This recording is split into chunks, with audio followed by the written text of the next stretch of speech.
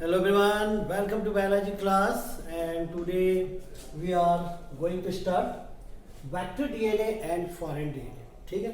In the last class we had seen about biotechnology, introduction of biotechnology, principle of biotechnology and tools of biotechnology. ठीक है? Now today we are going to talk about vector DNA and foreign DNA. ठीक है?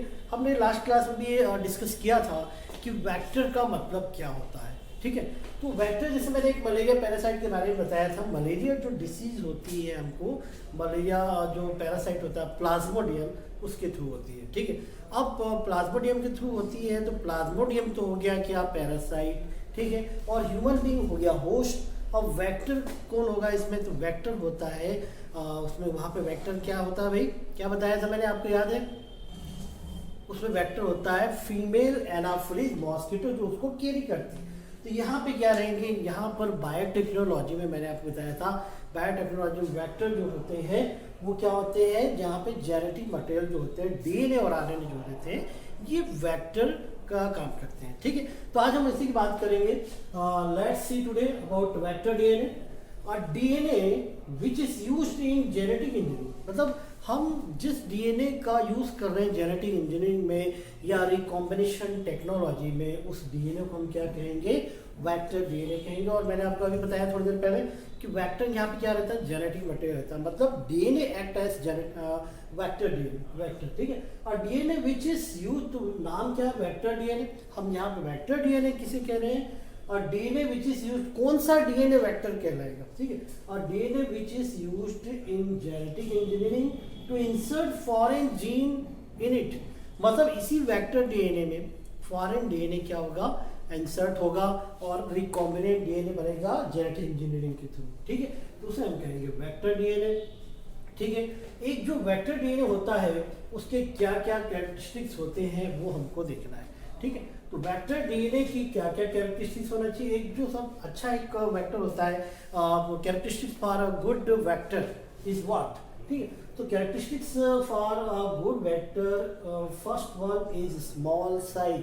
उसकी size जो होनी चाहिए वो कैसी होनी चाहिए, स्मॉल साइज होनी चाहिए। किसकी भाई, वेक्टर डीएनए की हम बात कर रहे हैं। तो वेक्टर डीएनए की जो साइज है, एक अच्छा वेक्टर यदि हम बोलेंगे, किसे बोलेंगे हमें अच्छा वेक्टर, तो जिसकी साइज स्मॉल होगी उसको हम वेक्टर डीएनए कहेंगे। अब आप सोचेंगे सर साइज स्मॉल है तो उसको हम क्यों वेक्टर डीएनए कह रहे हैं भाई, इसके लिए तो बड़ी साइज होनी चाहिए ताकि हमको ज़्यादा से ज़्यादा प्रोडक्ट मिल सके। नहीं, ऐसा नहीं, जितनी साइज कम होगी उतना उसमें रिप्लिकेशन की एबिलिटी उतनी ही ज़्यादा रहती है। ठीक है, रिप्लिकेट उतना ही ज़्यादा होगा। ठीक है, सेकंड रिकॉग्नाइज्ड न्यूक्लियोटाइड, और न्यूक्लियोटाइड्स होने चाहिए। ठीक है, न्यूक्लियोटाइड होंगे तभी वो ज्वाइन करेंगे, तभी उनमें लाइगेशन होगा। ठीक है, नहीं तो नहीं हो पाएगा। एक पर्टिकुलर स्पेसिफिक न्यूक्लियोटाइड नहीं रहेंगे तो लाइगेशन प्रोसेस नहीं होगी। तो ये स्मॉल साइज और रिकॉग्नाइज्ड न्यूक्लियोटाइड, ये इसके दो स्पेसिफिक कैरेक्टरिस्टिक्स है।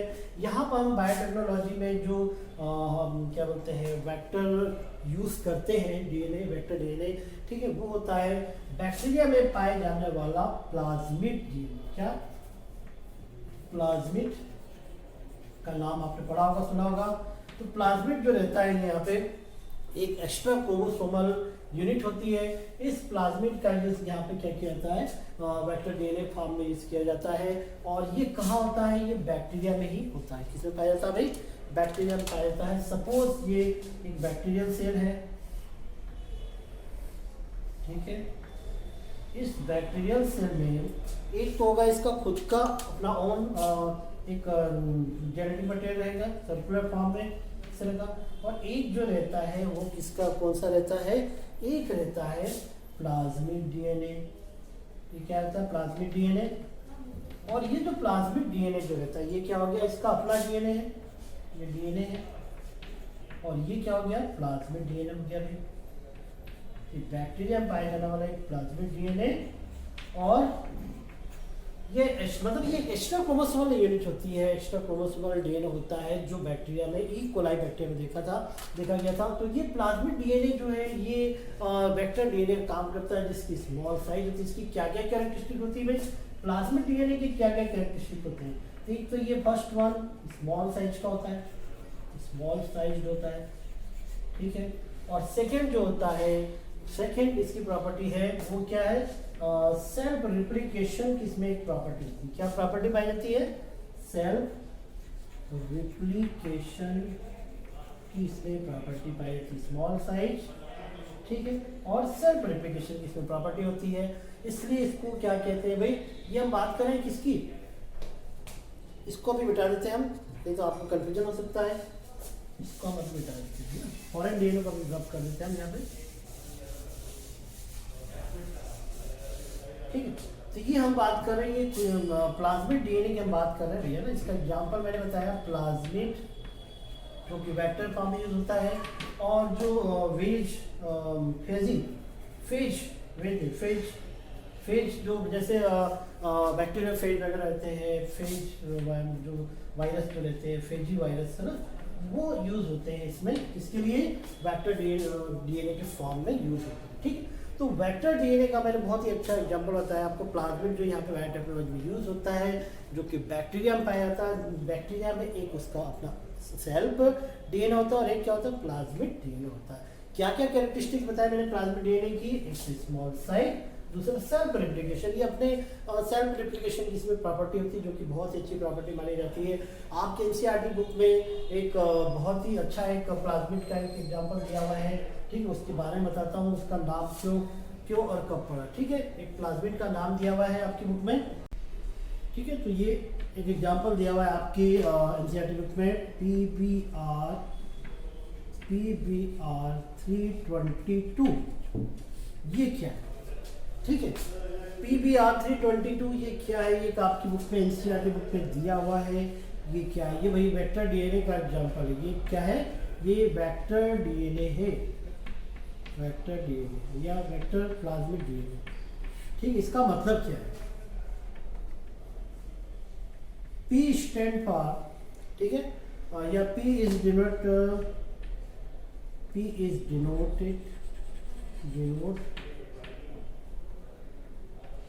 इट इज प्लाज्मिड, मतलब P जो है, P जो लेटर है ये प्लाज्मिड के लिए एक्सप्रेस हो रहा है, and BR stand for Bolivar and Rodriguez,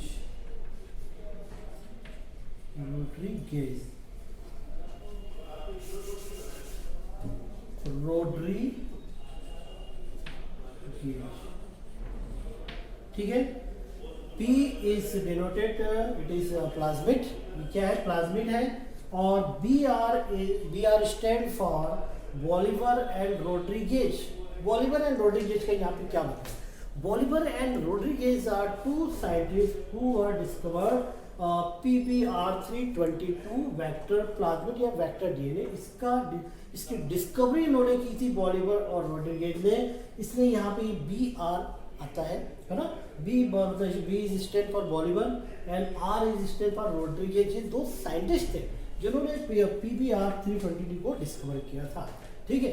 और ये जो रहता है इसके बाद 322 क्या है भाई, 322 का मतलब क्या है, 322 मतलब ये प्लाज्मिड तैयार किया गया था, और ये नंबर है 322 क्या है, इज अ नंबर, ठीक है। जैसे एक्सपेरिमेंट चलता है तो भाई कितने नंबर के, मान लो हमने पहला एक्सपेरिमेंट किया, दूसरा एक्सपेरिमेंट किया, है ना। तो ये जैसे सैटेलाइट लॉन्च होते हैं तो उनके नंबर्स जैसे जैसे लॉन्च होते हैं तो उसके नंबर सैटेलाइट 1, सैटेलाइट 2 या ABCD जो भी नाम दिया जाता है, तो वैसे ही यहाँ पे एक नंबर है 322 इज अ नंबर, जो एक्सपेरिमेंट किए गए थे उस नंबर पे ये प्लाज्मिड डिस्कवर्ड हुआ था, तैयार हुआ था, उसके बेसिस पे ये नंबर दिया गया, ठीक है। तो यहाँ पर हमने वेक्टर डीएनए के बारे में पढ़ा, DNA which is used in genetic engineering to insert foreign gene in it, ठीक है, उसको हम कहते हैं वेक्टर डीएनए। मतलब ऐसा डीएनए जो हम जेनेटिक इंजीनियरिंग के लिए यूज कर रहे हैं, रिकॉम्बिनेंट टेक्नोलॉजी के लिए यूज करेंगे, उसको हम क्या कह रहे हैं, वेक्टर डीएनए। और यहाँ पे जेनेटिक मटेरियल रहता है डीएनए ये, और इसमें हम वेक्टर डीएनए को हम फॉरेन डीएनए के साथ रिकॉम्बिनेंट कराएंगे, ज्वाइन कराएंगे, लाइगेंड कराएंगे, और उसके बाद फिर वो रिकॉम्बिनेंट डीएनए तैयार होगा। क्या क्या कैरेक्टरिस्टिक वो बताया मैंने, small size, recognised nucleotide example क्या है, प्लाज्मिड डीएनए और फेज कैटेगरी के जितने भी वायरस होते हैं वो आते हैं इसमें। एक और मैंने एग्जाम्पल बताया वेक्टर डीएनए का, PBR322, P is denoted it is plasmid and BR stand for Bolivar and Rodriguez was the two scientists who were discovered PBR322. 322 is a number of experiment conducted for origin of plasmid DNA or vector DNA। ठीक है, तो ये था vector DNA. अब हम बात करेंगे foreign DNA. Foreign DNA किसे कहेंगे? ठीक है, तो foreign DNA those DNA which contain desired gene. ठीक है, यही पे मैं बता देता हूँ आपको। फॉरेन डीएनए किसे कहेंगे? विच कंटेन डिजायर्ड जीन, मतलब ऐसा डीएनए जो डिजायर्ड जीन कंटेन करके रखता है। ठीक है, मतलब जो डिजायरेबल कैरेक्टर वाले जो जीन को कंटेन करके रखते हैं उन्हें हम कहेंगे फॉरेन डीएनए। मतलब सपोज ये बैक्टीरिया है ना, इस बैक्टीरिया में यदि कहीं कुछ प्रॉब्लम है या किसी चीज़ की कमी है तो उस डिफेक्ट को दूर करने के लिए या उस कमी को दूर करने के लिए हम क्या करेंगे, इसमें फॉरेन डीएनए की एंट्री कराएंगे। सपोज ये फॉरेन डीएनए, इसकी एंट्री कराएंगे तो इसलिए इस फॉरेन डीएनए में क्या है, इसमें कुछ स्पेसिफिक कैरेक्टरिस्टिक्स होते हैं। क्या होते हैं? स्पेसिफिक कैरेक्टरिस्टिक्स रहते हैं। और ये जो स्पेसिफिक कैरेक्टरिस्टिक्स या डिजायर्ड जीन वाले या इनमें कुछ ऐसे जीन हैं जो हमको रिक्वायर्ड है, जो यहाँ इसकी जो रिक्वायरमेंट थी उसको फुलफिल कर सकते हैं। इसकी एंट्री के बाद ये या इसकी ज्वाइनिंग के बाद ये कमी फुलफिल हो सकती है। जैसे सपोज एक वीक बच्चा है, ठीक है, और उस वीक बच्चे को हमको स्ट्रांग बनाना है, या एक वीक खिलाड़ी है, या मान लो सपोज मैं सिंगिंग करता हूँ या म्यूजिक में मुझे इंटरेस्ट है, मैं बहुत वीक हूँ, मैं प्रॉपर अभी सिंगिंग नहीं कर पा रहा हूँ, या मुझ में कुछ कमियाँ हैं, या मान लो एक स्टूडेंट है वो प्रॉपर पढ़ नहीं पा रहा है, तो उसको यदि हम किसी एक ऐसे बच्चे के साथ बिठा दें या उसके साथ ज्वाइन करा दें जो क्या है, जिसमें बहुत सारी प्रॉपर्टी है, कुछ अच्छे उसमें पढ़ने की एबिलिटी है या म्यूजिक की एबिलिटी है या डांस की एबिलिटी, तो जो हम जिस बच्चे को अच्छा हम डेवलप कराना चाहते थे तो उस बच्चे की संगत में आके वो भी अच्छा हो जाएगा, वो भी डांस करने लग जाएगा, वो भी अच्छा सिंगिंग करने लग जाएगा या अच्छा पढ़ने लग जाएगा। तो ये एक डिजायर्ड वेराइटी का जो भी हम उसके साथ ज्वाइन करा रहे हैं, लेजेंड करा रहे हैं, तो वो क्या हो जाएगा, उसमें भी वो कैरेक्टरिस्टिक डेवलप हो जाएंगे दोनों की ज्वाइनिंग से। और तीसरा एक नया रिकॉम्बिनेंट, एक नई एक चीज़ बन जाएगी, एक नई रिकॉम्बिनेंट डीएनए है तो रिकॉम्बिनेंट डीएनए तैयार हो जाएगा। यदि एक कोई ऑर्गेनिज्म है तो वो एक नया ऑर्गेनिज्म तैयार हो जाएगा, या कोई हम प्रोडक्ट बना रहे हैं, इंसुलिन बना रहे हैं, तो एक नया इंसुलिन तैयार हो जाएगा जो कि डिजायर्ड कैरेक्टर वाला होगा। तो फॉरेन डीएनए का मतलब क्या हो, विच कंटेन डिजायर्ड जीन, उसे हम क्या कहेंगे, फॉरेन डीएनए कहेंगे। और ये लेबोरेटरी में इसको सिंथेसाइज कर सकते हैं, और ये मैसेंजर आरएनए भी फॉर्म करते हैं जिसके थ्रू इनकी ज्वाइनिंग वगैरह में हेल्प मिलती है वेक्टर डीएनए के साथ। ठीक है, तो इसको स्पेसिफिक प्लेस पे कट भी कर सकते हैं, ये कुछ इसमें प्रॉपर्टी होती है फॉरेन डीएनए में। ठीक है, इसके बाद हम देखते हैं पूरी प्रोसेस देखते हैं, इसके मैकेनिज्म देखते हैं रिकॉम्बिनेंट डीएनए टेक्नोलॉजी। ठीक है,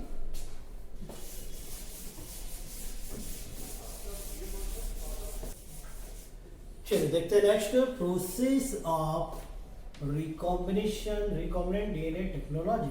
ठीक है, प्रोसेस शॉर्ट में इसको बोल सकते हैं प्रोसेस ऑफ RDT। ठीक है, शॉर्ट में इसको हम RDT के फॉर्म में इसको लिख सकते हैं, process of recombinant DNA technology. ठीक है, क्या क्या इसमें स्टेप्स होते हैं, इट इन्वॉल्व फॉलोइंग स्टेप्स, ये इसके कुछ स्टेप्स हैं। ठीक है, चलिए देखते हैं क्या क्या स्टेप्स है यहाँ पे रिकॉम्बिनेंट डीएनए टेक्नोलॉजी। फर्स्ट है isolation of genetic material. Genetic material मतलब क्या रहता है, डीएनए, इसका आइसोलेशन किया जाता है। ठीक है, इसको सेपरेट करना पड़ेगा, है ना। और कैसे करते हैं इसको, अभी पहले हम स्टेप्स पढ़ लें क्या क्या स्टेप्स हैं। तो पहला स्टेप्स है isolation of genetic material. Second है cutting of DNA at specific location. ठीक है, cutting of DNA at specific location. फिर उसके अंदर सेपरेशन ऑफ डिजायर्ड फ्रेगमेंट। ठीक है, नेक्स्ट क्या है, separation of desired fragment. Next है लाइगेशन ऑफ डीएनए, और अगला है ट्रांसफॉर्मेशन, और नेक्स्ट है डाउन स्ट्रीम प्रोसेस या इसको प्रोडक्ट ऑब्टेनिंग स्टेप भी बोलते हैं। ठीक है, तो ये पहला सबसे पहला isolation of genetic material. Genetic material का आइसोलेशन किया जाता है, ठीक है, जो कि हमारा डीएनए रहता है। और फिर उसके बाद cutting of DNA at specific location, third separation of desired fragment, next है लाइगेशन ऑफ डीएनए, फिर उसके बाद है ट्रांसफॉर्मेशन, और नेक्स्ट होता है डाउनस्ट्रीम प्रोसेस और प्रोडक्ट ऑफ डीएनए। तो ये 6 स्टेप यहाँ पे process of recombinant DNA technology में है, बहुत ही सिंपल और इम्पोर्टेंट। चलिए एक एक करके हम इसको 1 बाय 1 करके समझते हैं क्योंकि इसमें क्या क्या होता है। ठीक है, चलिए सबसे पहले है पहला स्टेप है, सबसे पहला step isolation of genetic material. ठीक है, पहला स्टेप।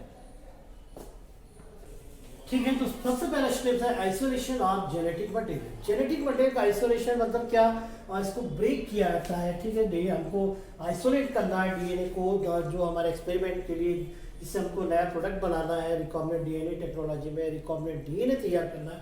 तो सबसे पहले हमको जेनेटिक मटेरियल क्या करना पड़ेगा, आइसोलेट करना पड़ेगा। और डीएनए को आइसोलेट करने के लिए क्या है, जो भी ऑर्गेनिज्म है उसकी सेल वॉल को ब्रेक करना पड़ेगा। ठीक है, तो मतलब इसमें क्या, breaking of cell wall, break cell wall, cell wall को ब्रेक करेंगे। और सेल वॉल अलग अलग ऑर्गेनिज्म की अलग अलग सेल वॉल होती है, तो उसको ब्रेक करने के लिए एंजाइम भी अलग अलग होते हैं। यदि बैक्टीरिया है, ये बैक्टीरिया, बैक्टीरिया के सेल वॉल को ब्रेक करने के लिए लाइसोजाइम, लाइसोजाइम एंजाइम लगेगा। ठीक है, प्लांट सेल है, ये प्लांट सेल, ये क्या है, प्लांट सेल है उसकी। ठीक है, तो सेल वॉल को ब्रेक करने के लिए अलग अलग एंजाइम लगे। बैक्टीरिया तो लाइसोजाइम, प्लांट सेल है तो सेलुलोज, और यदि फंजाई है, फंजाई है तो काइटिनेज एंजाइम लगेगा, काइटिनेज एंजाइम। ठीक है, तो सबसे पहले हम डीएनए को या जेनेटिक मटेरियल को क्या कर लेंगे, आइसोलेट कर लेंगे, सेपरेट कर लेंगे। और ये इसके लिए सेल वॉल को ब्रेक करना पड़ता है, इसके लिए कुछ एंजाइम की रिक्वायरमेंट होती है। बैक्टीरिया है तो लाइसोजाइम, प्लांट सेल है तो सेलुलोज, और फंजाई है तो काइटिनेज एंजाइम की रिक्वायरमेंट है। इसके बाद क्या है, cutting of DNA at specific location. अब हमको डीएनए मिल गया है, सपोज ये डीएनए है। ठीक है, ये क्या है, डीएनए है। अब इसको क्या करना पड़ेगा, हमको कट करना पड़ेगा स्पेसिफिक लोकेशन पे। सपोज यहाँ पे हमको कट करना है। अब चूंकि हमने बैक्टीरिया लिया तो बैक्टीरिया कैसा डीएनए हमको मिलेगा, सर्कुलर डीएनए मिलेगा इस तरह से। ठीक है, तो हमको एक स्पेसिफिक पोजीशन पे कट करना है ये यहाँ पर। ठीक है, तो कटिंग ऑफ डीएनए की स्पेसिफिक लोकेशन, मैंने स्पेसिफिक लोकेशन का नाम बताया था और वो आपको याद होगा। तो यहाँ पे स्पेसिफिक लोकेशन पे ये हम एक एंजाइम्स की हेल्प से इसको क्या करेंगे, कट करेंगे। और ये होता है DNA is cut in specific location by molecular scissor which is known as, क्या नाम बताया था मैंने, restriction endonucleases enzyme, restriction endonucleases enzyme, endonucleases enzyme की हेल्प से इसको क्या करेंगे, एक स्पेसिफिक लोकेशन पे कट करेंगे। ठीक है, उसके बाद ही फॉरेन डीएनए की एंट्री होगी। इसके बाद क्या है, सेपरेशन ऑफ डिजायर्ड फ्रेगमेंट। ठीक है, अच्छा, रेस्ट्रिक्शन एंडोन्यूक्लियोसिस एंजाइम के बारे में मैंने काफी कुछ बताया, इसकी डिस्कवरी बताई, है ना। स्पेसिफिक लोकेशन को क्या कहते हैं ये बताया था पिछले लेक्चर में, आप देखिएगा, रिवाइज करिएगा। तो इस रेस्ट्रिक्शन एंडोन्यूक्लियोसिस एंजाइम की हेल्प से इसको स्पेसिफिक पोजीशन पे कट किया था। इसके बाद separation of desired fragment, separation of desired fragment, तो डिजायर्ड फ्रेगमेंट को सेपरेट किया जाता है। और इसके लिए भी कुछ मेथड होती है। इसके लिए जो मेथड होती है, अगरोस जेल,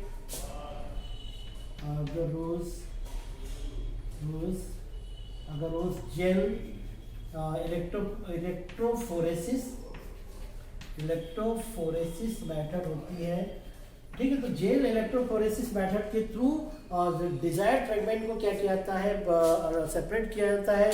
और स्मॉल फ्रेगमेंट को क्या करता है, क्या किया जाता है, आइसोलेट किया जाता है।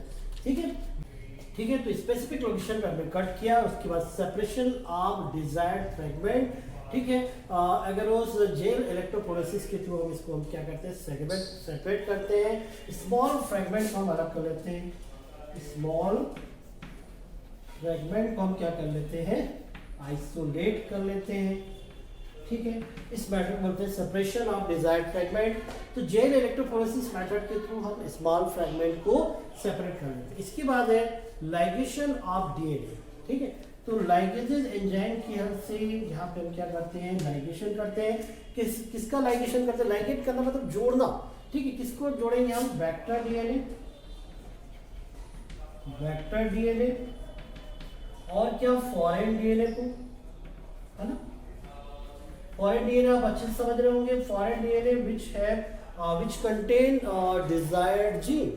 अभी थोड़ी देर पहले मैंने आपको बताया था फॉरेन डीएनए और वेक्टर डीएनए, मैंने इसलिए आपको पहले बता दिया था अभी, है ना। वेक्टर डीएनए जो हमारा जो जेनेटिक मटेरियल है डीएनए वो हो गया, और प्लाज्मिड डीएनए को हमने वेक्टर डीएनए फॉर्म में यूज किया है, ठीक है। जो हमारी सेल थी ये बैक्टीरियल सेल, इसमें हमारा क्या है, इसमें हमारा ये प्लाज्मिड डीएनए, ये इसका सेल बॉन्ड डीएनए है। और हमने जो फॉरेन डीएनए लाया है इसको हम स्पेसिफिक पोजीशन पे जहाँ पे कट किए उसमें क्या कराएंगे, इसको लाइगेट कराएंगे। तो vector DNA joining of vector DNA and foreign DNA is called ligation of DNA. तो यहाँ पे हम वेक्टर डीएनए और फॉरेन डीएनए क्या कर रहे हैं, लाइगेट कर रहे हैं। यहाँ तक समझ आ गया। फिर उसके बाद क्या करेंगे, ये दोनों ज्वाइन करने के बाद क्या बन जाएगा, रिकॉम्बिनेंट डीएनए फॉर्म हो जाएगा। इन दोनों की ज्वाइन करने से क्या तैयार हो जाएगा, रिकॉम्बिनेंट डीएनए तैयार हो जाएगा, आरडीएनए। अब इस रिकॉम्बिनेंट डीएनए को हम क्या करेंगे, ट्रांसफॉर्म करेंगे हमारी सेल में, ठीक है। जो भी हमारी सेल है, जैसे सपोज ई कोलाई, उसमें हम क्या करेंगे, इसको जो हमारा होस्ट है उसमें इस रिकॉम्बिनेंट डीएनए को ट्रांसफॉर्म करेंगे, ठीक है। उसको वहाँ पे भेजेंगे, ट्रांसफॉर्म करेंगे। तो ये प्रोसेस कहलाती है ट्रांसफॉर्मेशन। और लास्ट स्टेप है डाउन स्ट्रीम प्रोसेस और प्रोडक्ट ऑप्टेनिंग। प्रोडक्ट ऑप्टेनिंग जो भी था हमारा इस रिकॉम्बिनेंट डीएनए टेक्नोलॉजी के थ्रू हमने जो रिकॉम्बिनेंट डीएनए जो बनाया उसको हमने हमारी सेल में एंटर कराया, ट्रांसफॉर्म करा दिया, और उसके बाद हमारा जो प्रोडक्ट है वो ऑप्टेन हो जाएगा। सपोज हमने इंसुलिन बनाया तो इंसुलिन हमको ऑप्टेन हो जाएगा, इसको बोलते हैं प्रोडक्ट ऑप्टेन या डाउन स्ट्रीम प्रोसेस, ठीक। तो ये कुछ स्टेप थे यहाँ पे। आइसोलेशन ऑफ जेनेटिक मटेरियल, हमने जेनेटिक मटेरियल को आइसोलेट किया, कुछ एंजाइम की हेल्प से सेल वॉल को ब्रेक किया। बैक्टीरिया है तो लाइसोजाइम एंजाइम की हेल्प से, प्लांट सेल है तो सेलुलोज एंजाइम की हेल्प से। फिर हमने एक स्पेसिफिक लोकेशन पे उसको कट किया, इसके लिए हमने रेस्ट्रिक्शन एंडोन्यूक्लियस एंजाइम यूज किया। फिर सेपरेशन ऑफ डिजायर्ड फ्रेगमेंट लिया हमने, सेपरेट किया, जो कि जेल इलेक्ट्रोफोरेसिस के थ्रू स्मॉल फ्रेगमेंट को हमने सेपरेट किया। फिर क्या किया हमने, लाइगेशन किया। लाइगेशन में हमने वेक्टर डीएनए और फॉरेन डीएनए दोनों को लाइगेट कर दिया, ज्वाइन करा दिया, और उससे रिकॉम्बिनेंट डीएनए तैयार हो गया। अब रिकॉम्बिनेंट डीएनए जब तैयार हुआ तो ट्रांसफॉर्मेशन के लिए हमने होस्ट सेल में उसको ट्रांसफॉर्म कर दिया, ठीक है। ये ट्रांसफॉर्मेशन कहलाता है। उसके बाद हमारा जो प्रोडक्ट था वो तैयार हो जाता है। तो इस टेक्निक के थ्रू ये पूरी रिकॉम्बिनेंट डीएनए तैयार हो जाता है, और इसे कहते हैं process of recombinant DNA technology. इतने स्टेप्स बताए मैंने आपको, और ये बहुत इंपॉर्टेंट था, बहुत ही सिंपल है। एक दो बार आप देखें, प्रैक्टिस करें, रिवाइज करें तो तैयार हो जाएगा, ठीक है। तो टूल्स, प्रिंसिपल और ये प्रोसेस, ठीक है। और मैंने इसके पहले वेक्टर डीएनए और फॉरेन डीएनए के बारे में बताया था, उसको भी आप तैयार करें, ठीक है। बहुत इंटरेस्टिंग है और इम्पॉर्टेंट भी है। इतना तैयार करें, मैं इसके कुछ पीडीएफ भी भेजूंगा तो आपको और क्लियर हो जाएगा। पीडीएफ नोट्स वगैरह भेज दूंगा तो ये आपको तैयार हो जाएगा, ठीक है। मिलते हैं नेक्स्ट लेक्चर में। Thank you.